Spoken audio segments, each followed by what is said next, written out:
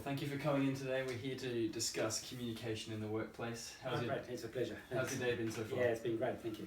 Well, we're just going to start by generally describing your role and what that involves in your situation. I'm a planning and environmental consultant.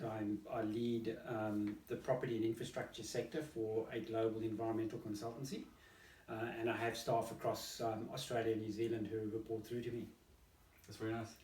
And we're here to discuss communication, obviously. And can you just describe to me some of the aspects of communication in your profession? Look, I think it's good as a consultant. Obviously, communication is very important, and the way we communicate with our staff, the way we communicate with our clients, sets precedent of what we're doing out there. So, having a very clear line of communication provides guidance within the team, and it also provides an avenue in why we do our work. Yeah. So it is very important in our role. Yeah, that's obviously communication is very important. What are some of the limitations if communication wasn't sufficiently met in the workplace? If there are troubles in communicating between people? Yeah, I think that's if you have a breakdown in communication with anything, it does lead to issues, and particularly in the role that I have, where I have people not sitting in my own office, so there are different forms of communication. But it's really important that we communicate effectively on a regular basis.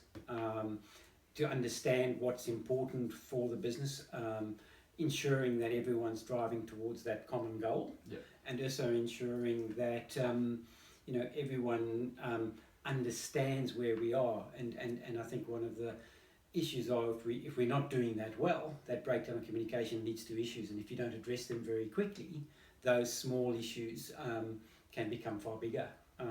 So I think without having effective communication, it does affect our business. The role that I have does revolve around getting sales and getting new clients, and if we don't do that effectively, it leads to a reduction in sales and performance. And in your experience, has your communication, do you think, increased or decreased throughout your time in your role? And if so, how is it? Look, I think, again, older you get, the wiser you get. So I think communication, like anything, some people are better at it than others, but it's certainly a skill that you can learn. The more you practice, the better you get. And I think, I've found over the years that, particularly having to work with people remotely, that it does enhance your skill set.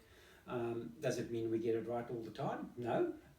But I think it's important that you learn from your mistakes, and making sure that you practice almost what you preach. And in saying that, what type of advice would you give to a person freshly starting out in your company?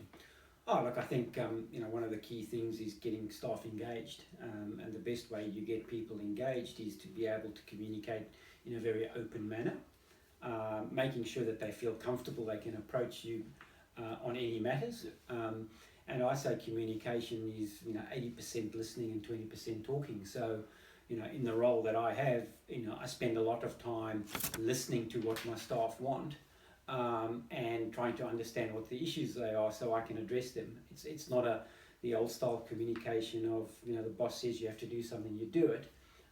It's about understanding what's important for the business, understanding what's stopping staff from doing that, and listening to what the issue they have, and then try and address it in an open and collaborative manner. Exactly. Yep. Yeah, good. Well, thank you for your time. No, pleasure.